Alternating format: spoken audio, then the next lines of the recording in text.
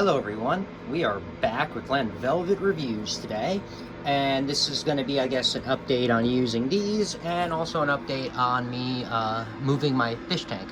So if you have to move your fish tank, I don't know, these are going to be me testing these out, but hopefully these are going to be awesome for someone else that has a fish tank that needs to relocate it, because you don't want to take out all the water. You have a chance of it crashing, and then you know what I mean, you just don't want to take out all the bacteria. So I emptied mine out about almost 50%.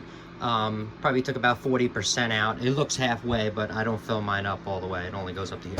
So anyway, so that's pretty much what I took out. I turned off the lights because I heard you should turn off the lights if you're going to take out a lot of water. Otherwise you'll kill your algae and stuff that's on your rock. That's just what I heard. I'm not sure, but whatever. So this is just like I said, update on me relocating this, because we got the 60-gallon breeder right there that we're going to use on this. Obviously I think I put up videos of this. You saw a video of the breeder when I got it or whatever. But I got to move this down, and then this is going to go here. So this has to be moved over here. So we're going to see how easy these are. So it'll be a review on this. I made this dolly really quick, obviously, because this is not a permanent thing. It's just for me to move it. So these wheels are from a piece of machinery, or something that was really heavy, a couple 100 pounds. This was from, I think, some kind of steel machinery or something, but I know it weighed like 500 pounds. So I know that these wheels are probably rated for 2,000 pounds or something, even more. And look how they're made. They're just made out of steel, and that's it. So they have a really high load rating, so I'm not gonna have a problem with that. I just hope it doesn't damage my floor. I know it's a 40-gallon breeder, but you never fill it up to the top. You only fill it up 30-something gallons. So I'm guessing, I'm probably around, what, 200 pounds, give or take, on the whole entire thing. So I'm only lifting half of it right now on this side to put it on here, and let's hope for the best and see.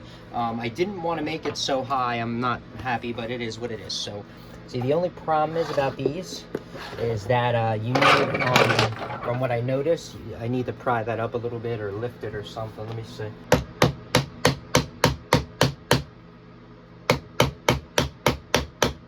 So sorry, I didn't do a review of me lifting it up. Make your own dolly. Get something that's rated for 1,000 pounds, and then do whatever, and then I'm just showing you how I'm moving mine really quickly, because any dolly that I have is way too high, and I don't really have friends that I can ask for help, whatever.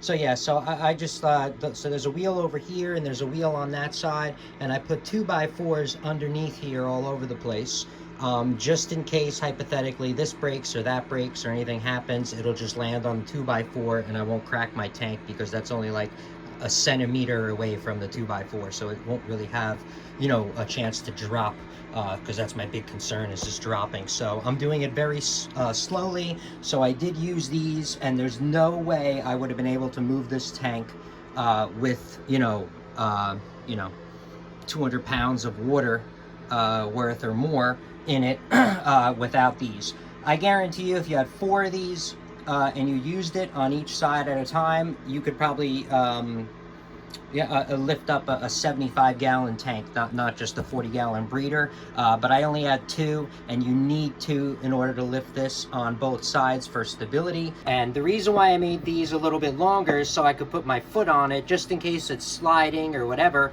I know this is only 3/4 inch. It's probably only good for 75 pounds. This is going to break before, but I mean, at least I have some bit of control with this, you know what I mean, that I can push it back in or whatever. So that's the only reason why I just left that on, and plus there was a spare piece of wood that I found. Let's keep moving this thing, get it to where we want it, and then we're going to use we're going to use these tools, like I said, which are awesome if you have a fish tank, to move. It's just, that's a breaker right there. Like I said, it saved me from trying to empty out the water and having everything dry out and die, because I could still at least keep my rock, well, most of my rock covered.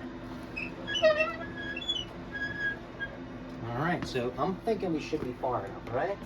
What I did is that, you want the tank as level as possible. If you put this thing at a certain degree, especially an old tank, a certain degree, you're gonna put too much pressure on these seams. Something could crack, and you don't want anything like that. I know this is a framed one, so these ones are very, very durable. I worked at Petco, and these things are crazy durable because they've been making these for 40, 50 years now or whatever, so they're pretty much engineered to withstand getting hit and, you know, not be broken when on the trucks, you know, being delivered to Petco and all the big suppliers, so they have to make them, you know, robust.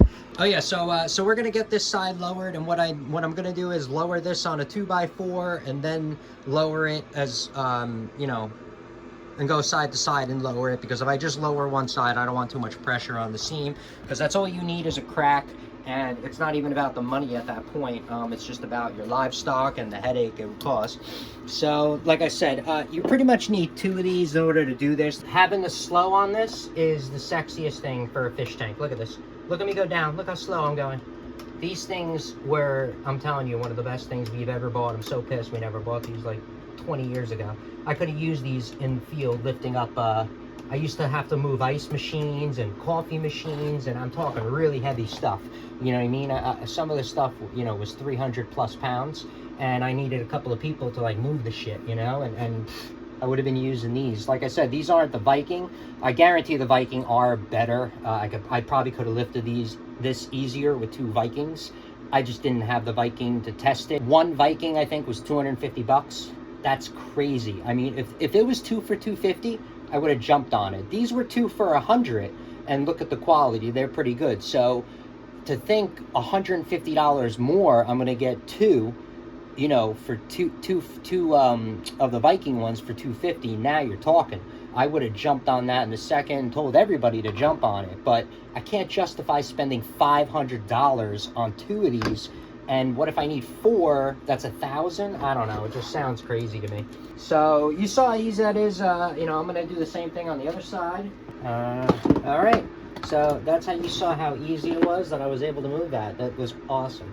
All right. So that's it for Glen Velvet Reviews on an update on me, you know, moving my my tank over, getting it ready, and a review of these, and how if you own a fish tank and you're planning ever to move it, and it's only going to weigh, you know, considering to mine, like small increments, because like I said, the pressure is going to end up cracking the tank, and then that, you know what I mean, like I did, you just obviously be smart about everything you do, and safety comes first. That's it for Glen Velvet Reviews. If you have any questions or comments, please post them down below. I would love to know.